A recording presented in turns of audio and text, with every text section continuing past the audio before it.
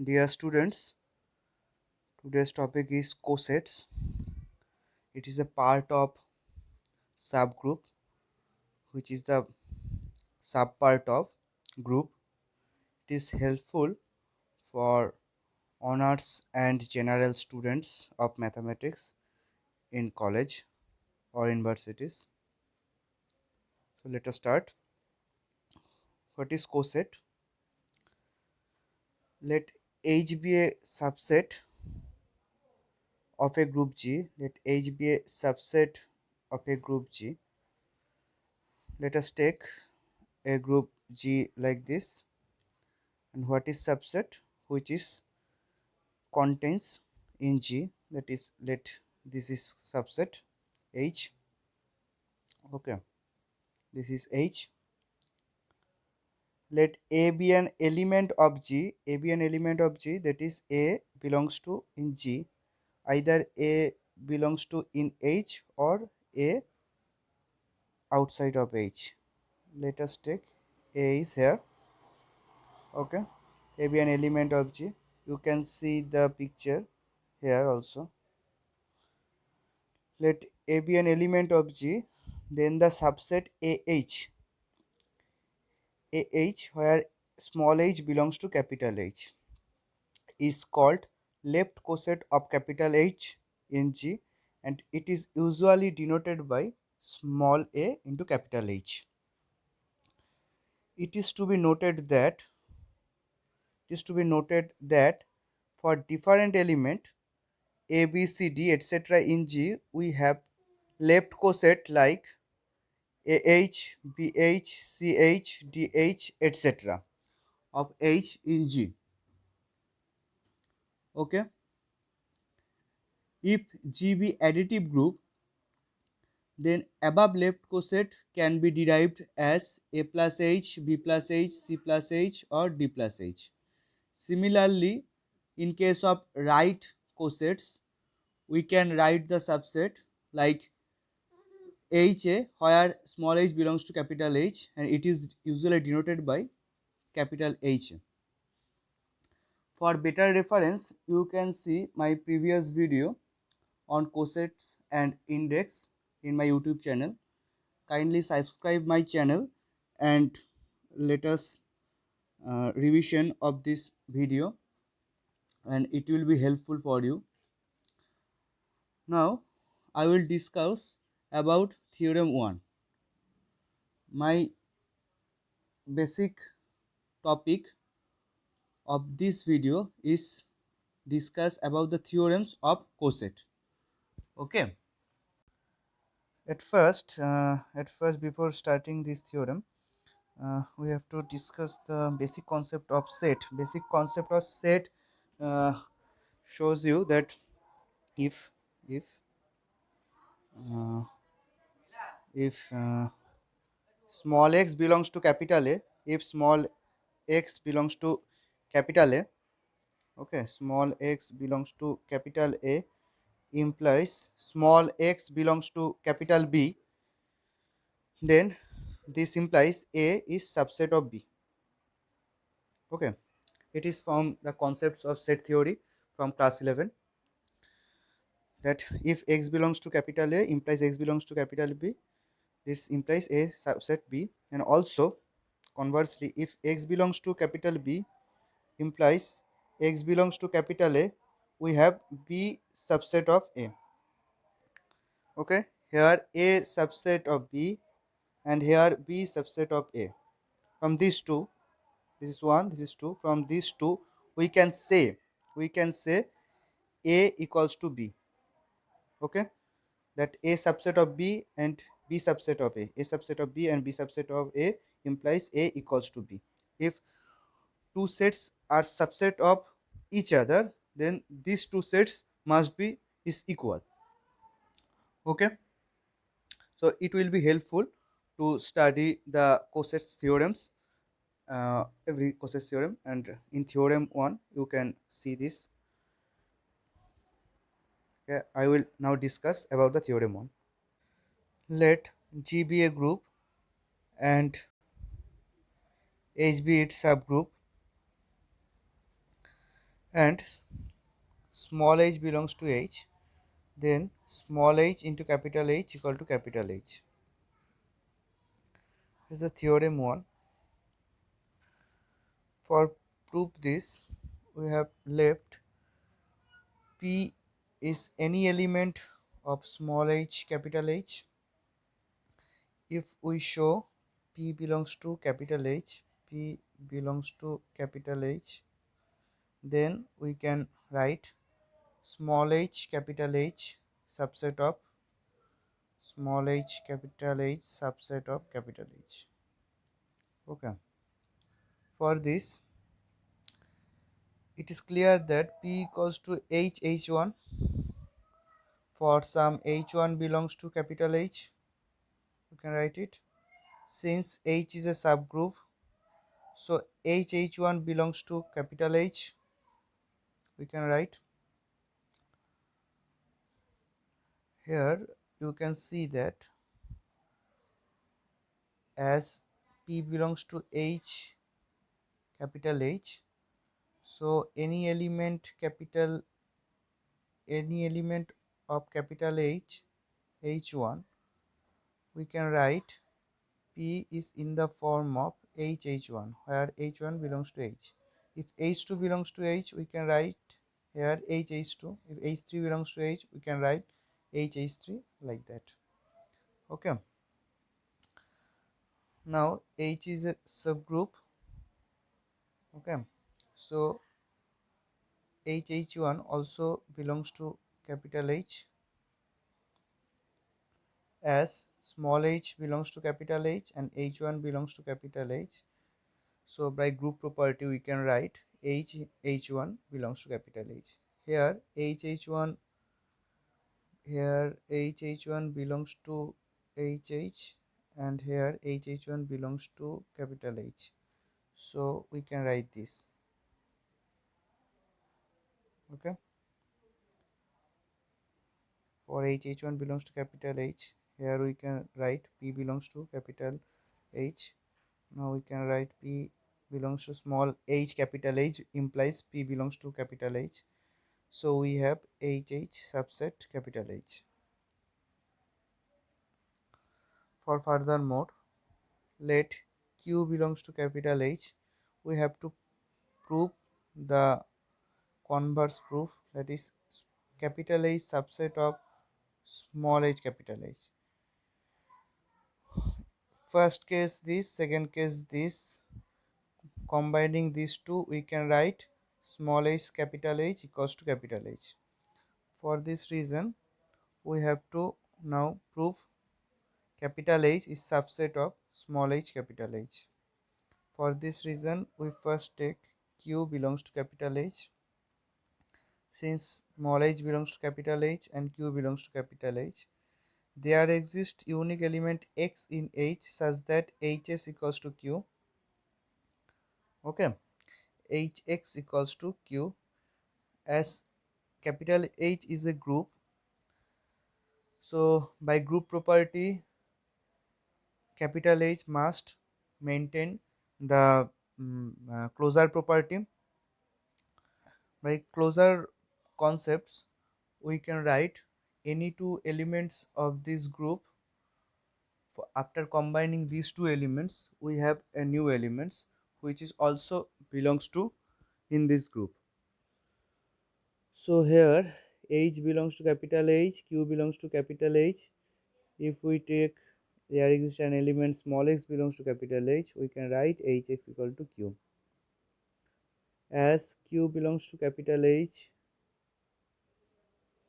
Hx equals to Q for some x belongs to H, then we have Q belongs to H.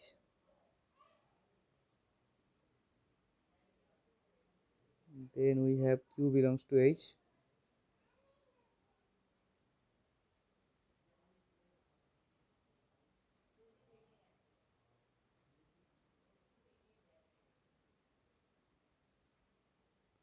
You can see here. We first take Q belongs to H and now prove this. Now Q belongs to H, hx equals to q.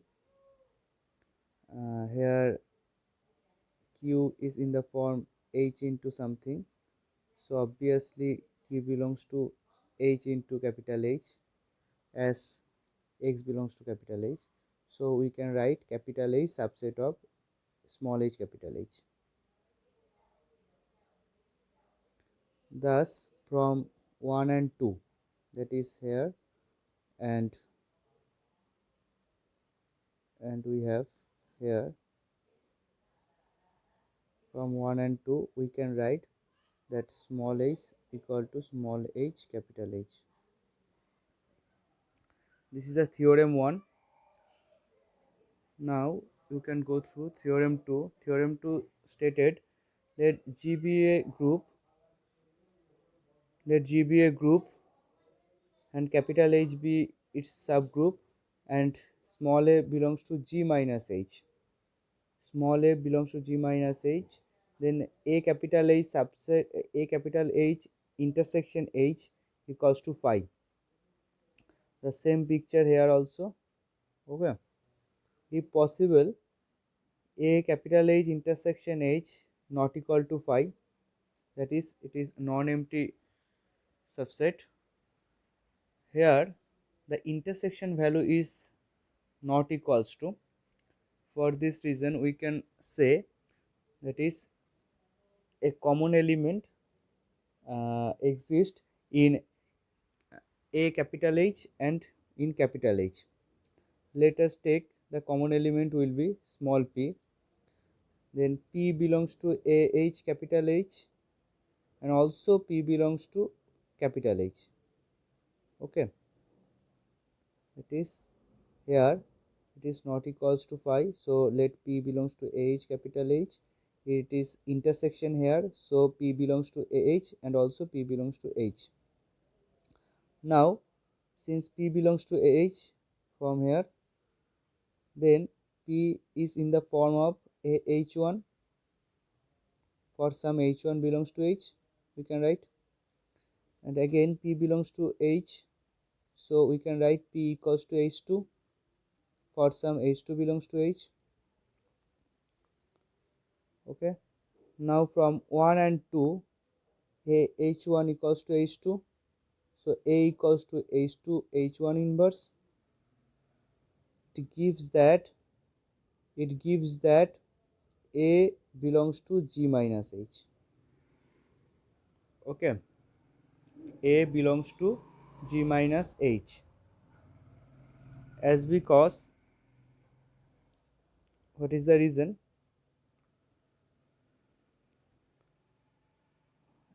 There is a reason, is clear. It is from the question a belongs to G minus h, hence contradiction arises, so our assumption is false. What is the contradiction? Here we have a belongs to capital H, but in question we have a belongs to capital G minus h. Here is a contradiction, that the element is same a, which is here belongs to h, but here G minus h. That means it is not in h. Here in h, but here it is not in h. It is not possible. Hence contradiction arises, so our assumption is false. So the answer will be ah intersection h equals to phi. This contradiction is arises due to our assumption, that is our assumption is it is not equal to phi. So our assumption is false. So it will be happen if h intersection h equal to phi, that is there is no common element between two sets a capital H and capital H. Now theorem number 3, it said, let G be a group and H be its subgroup, then any two left coset of H in G is either identical or distinct. Same picture, G is a group, H is a subgroup. Okay, and the concept is the two left coset. The two left coset is, let us take two left coset, one is small a capital H and second one is small b capital H. Okay, these two left coset either identical, that is AH equals to BH, or distinct or not equal. There is no chance that it will contains some common elements, that is this, like this is not possible. Either what, either this equals to this, that is AH equals to BH, these two sets are same, that is in this. Okay, or AH BH is not equal, that is these two sets are completely different, there is no similarity or no similarities of any elements between these two sets, that is this case is not possible. Okay, now let us discuss how to prove this. For this, let AH BH be any two left coset of H in G. So there are two possibilities, either AH intersection BH not equals to phi, or AH intersection BH equals to phi. Okay, if AH intersection BH equals to phi, then these two sets are distinct. One proof is completed. We can say that AH intersection BH equals to phi, that is there is no common elements between AH and BH. It is only possible that their intersection value is null, that is this is the intersection position, it is null, then it is not with each other, so it is completely different. This is the graphical representation, it is only possibility. Okay, so these two left cosets are distinct. uh, in either cases, let AH intersection BH not equals to phi, then we have there is a common element between AH and BH. Let P belongs to AH intersection BH, then P belongs to AH, and also P belongs to BH. Here is this, here P belongs to AH and here P belongs to BH. As P belongs to AH, then we can write P is in the form of AH, that is AH1, where H1 belongs to H. As P belongs to BH, we can write P is in the form of BH, that is B into H2, where H2 belongs to H. Okay, now here what we have P belongs to H and P belongs to BH, that is P is the common element of AH and BH. So from 1 and 2 and this concept we can write this is possible only when these two are equal, that is AH1 equals to BH2. Okay, so we have what, that A equals to BH2 H1 inverse, BH2 H1 inverse, or we can also write B equals to AH1 H2 inverse. Okay, let X be an arbitrary element of AH, let X be an arbitrary element of AH, then it is obvious, what is obvious, that X equals to AH3.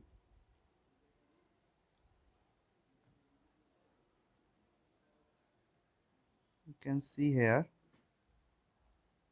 Okay, you can, if you cannot see, I can write it.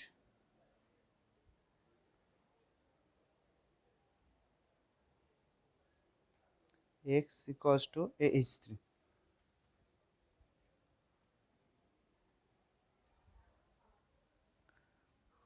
Okay, X equals to AH3. Now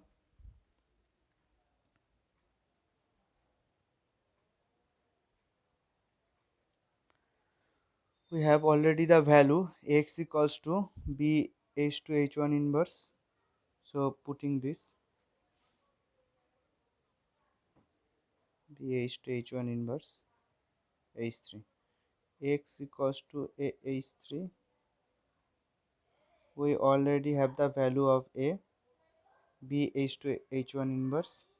So we have X equals to B H2 H1 inverse H3. Now H2 H1 inverse H3, let us take this value is equals to H4. So we can write X equal to BH4.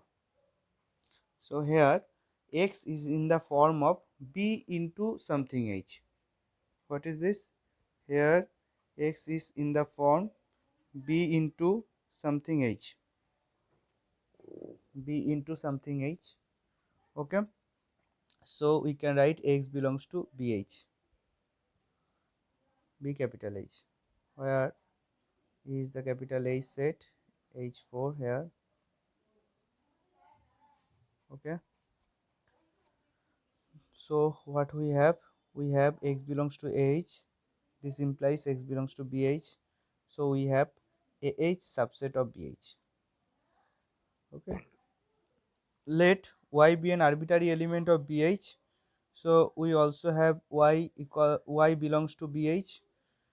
Now we can write Y equals to B into something, as because Y belongs to BH. So we can write Y equals to B into something. Now putting the value of B, we have A H1 H2 inverse and already have H5. Okay. Now let us take the value H1 H2 inverse H5 equals to H6. It is also belongs to capital H. So we have Y equal to AH6, that is Y is the form of A into something H. So Y belongs to A capital H. What we have now, Y belongs to BH implies Y belongs to AH, that is BH subset AH. And this is the vital. Here AH subset BH, here BH subset AH. Combining these two, we have AH equals to BH. This shows that any two left cosets of capital H in G are either identical or distinct. Distinct is already proved in previous concepts, and here we have proved that these two sets are identical, that is equal. Okay. Now theorem 4, let G be a group, and H be its subgroup. Okay. And A comma B belongs to H, then AH equals to BH if and only if A inverse B belongs to H. For this proof, at first we have to prove from this to this, that is taking this we have to prove this, and conversely taking this we have to prove this. Both sided will be proved. For this reason, at first we taking AH equals to BH, assuming that AH equals to BH. Now it will be in the form AH1 equals to BH2, where H1 H2 belongs to H. Here this concept is captured from previous concepts or previous theorem we have already discussed. So H1 equals to BH2. Here we have H1 value is A inverse B H2, and also we have H1 H2 inverse, taking H2 in left side. H1 H2 inverse equals to A inverse B. Okay. So the value of A inverse B is H1 H2 inverse. H1 H2 inverse is must be value of H is taking H3, where H3 equals H1 H2 inverse. Okay. So we have what, that A inverse B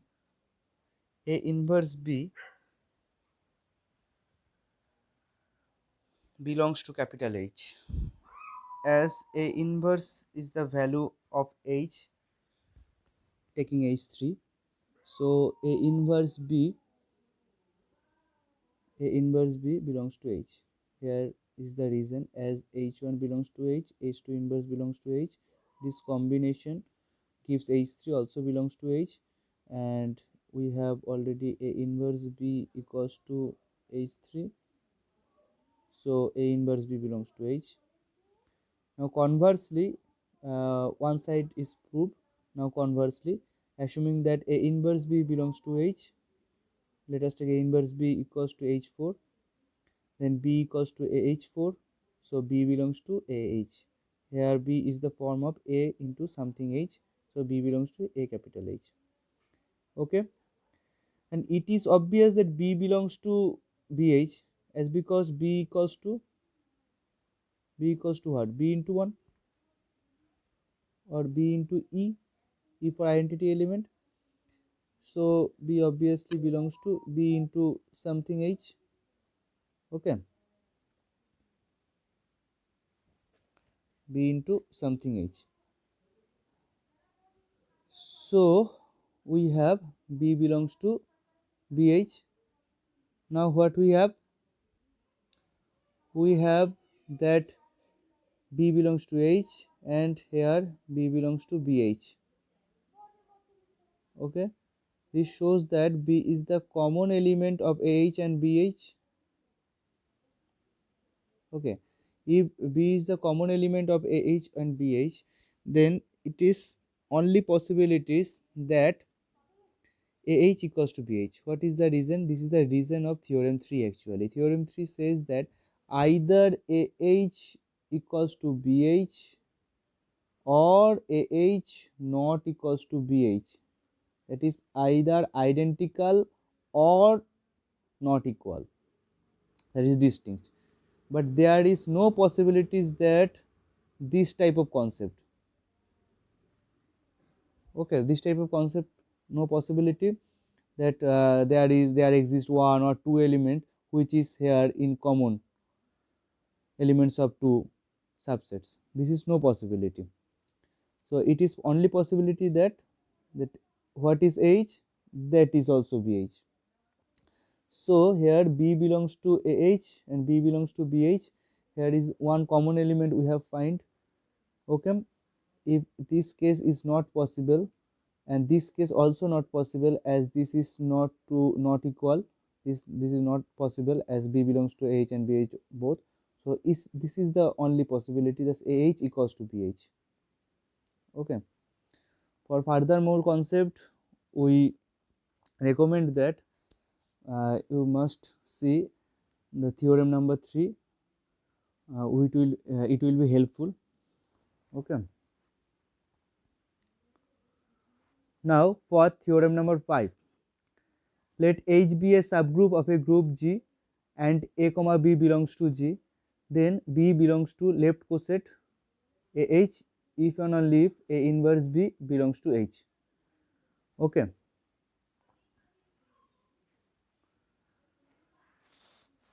assuming that B belongs to AH, we can write B equals to in the form of A into something H, that is B equals to AH1. We have A inverse B equals to H1, that is A inverse B belongs to capital H. Okay, this is the proof. A inverse B belongs to capital H.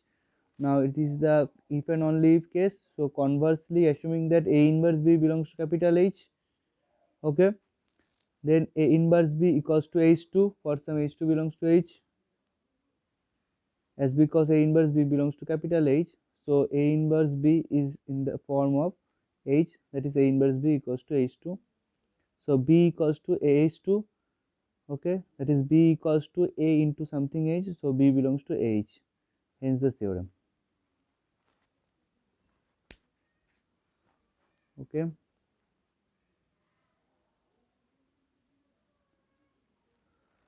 now theorem number 6, theorem 7 and theorem 8, we will discuss these three topics in next video. These three theorems are too much important and it is very conceptual, so we recommend this that you first see these first 5 theorems and it will be helpful for next topics, that is for theorem 6, 7 and 8. Theorem 7 gives you the Lagrange theorem. The Lagrange theorem is too much important for exam and it will be also helpful to solve the exercise problems. So first you see from theorem 1 to theorem 5 carefully and understand the topics. Then I will discuss the next theorems. Okay, bye.